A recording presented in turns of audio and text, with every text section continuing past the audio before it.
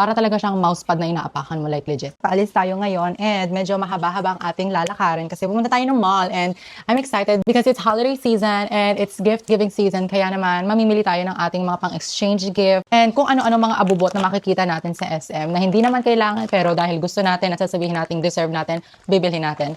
Pero dumating na yung aking insoles na nilalagay sa sapatos. Ito yung kanyang itsura. It's from this brand, Season.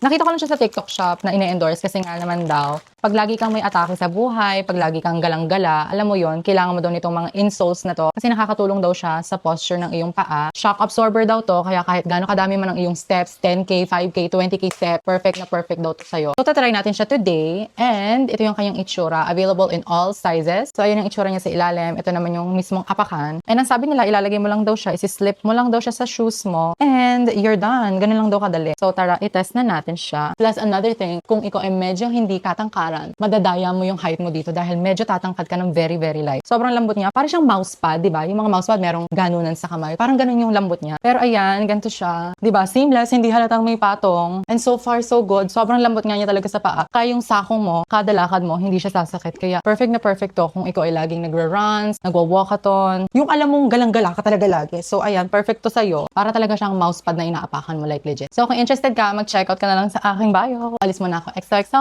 Bye!